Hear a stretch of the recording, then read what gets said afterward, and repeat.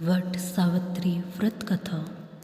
वट सावित्री व्रत विवाहित महिलाएं अपने पति की लंबी उम्र और सुख समृद्धि के लिए रखती है।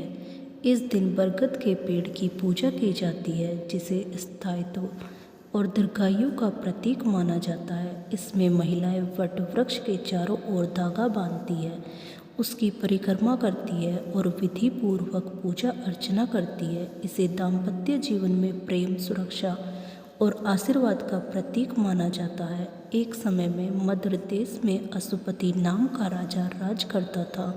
वह अत्यंत ही दयालु एवं धार्मिक प्रवृत्ति का था, लेकिन उसके कोई संतान न थी।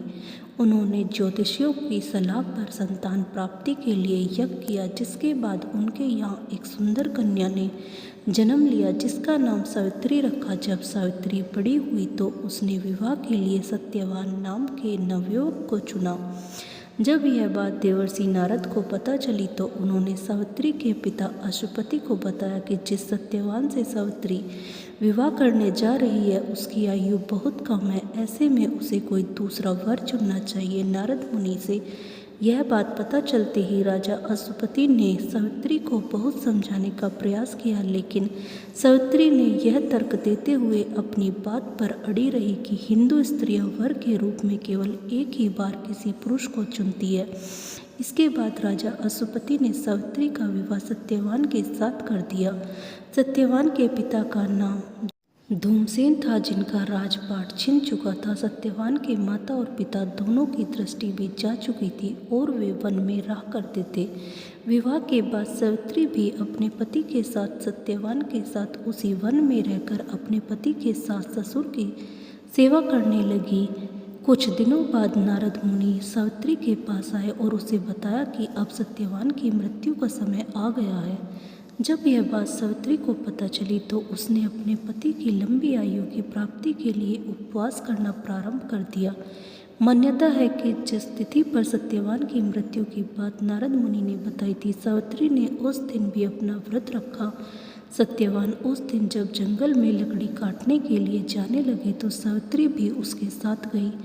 जंगल में सत्यवान जब लकड़ी काट रहा था तो उसके सिर में अचानक से बहुत ज़्यादा पीड़ा होने लगी और वह सावित्री की गोद में सिर रखकर लेट गया। सावित्री ने अचानक देखा कि वहाँ पर यम देवता अपने दूतों के साथ आ पहुँचे हैं। इसके बाद जब यमराज सत्यवान के प्राण हरने के बाद दक्षिण दिशा की ओर जाने लगे तो सावित्री भी उनके पीछे पीछे चलने लगी। सावित्री को पीछे आता देख यमराज ने कहा कि हे पतिव्रता नारी, जहाँ तक तुम अपने पति का साथ दे सकती थी तुमने दिया, अब तुम वापस लौट जाओ। तब सावित्री ने कहा कि जहाँ मेरे पति रहेंगे मुझे भी उनके साथ वहीं रहना है, यही मेरा पति के प्रति धर्म है। सावित्री की बात को सुनकर यमराज प्रसन्न हो गए और उन्होंने उससे वर मांगने को कहा। तब सावित्री ने उनसे अपने सास ससुर की आंखों की रोशनी लौटाने को कहा। यमराज ने तथास्तु कहते हुए सावित्री को लौट जाने को कहा, लेकिन फिर सावित्री उनके पीछे पीछे चलती रही। सावित्री की पतिव्रता को देखते हुए एक बार फिर यमराज ने उससे वर मांगने को कहा। तब सावित्री ने उनसे अपने सास ससुर से खोया हुआ राज्य वापस मांगा। यमराज ने तथास्तु कहते हुए उसकी यह मनोकामना भी पूरी कर दी, लेकिन सावित्री फिर भी यम देवता के पीछे पीछे चलती रही। सावित्री के द्वारा पतिव्रत धर्म को निभाता देख एक बार फिर यमराज ने सावित्री से वर मांगने को कहा। तब उसने बोला, मैं सत्यवान के 100 पुत्रों की माँ बनना चाहती हूँ। यमराज ने सावित्री के पतिव्रता को देखते हुए यह वरदान भी दिया और सत्यवान के प्राण वापस लौटा दिए। इस प्रकार सावित्री ने न सिर्फ अपने पति के प्राण बल्कि अपने सास ससुर की दृष्टि और राज्य को भी वापस दिलवा दिया। मान्यता है कि इस वट सावित्री की इस पावन कथा को कहने या सुनने से विवाहित महिलाओं को अखंड सौभाग्य का वरदान प्राप्त होता है।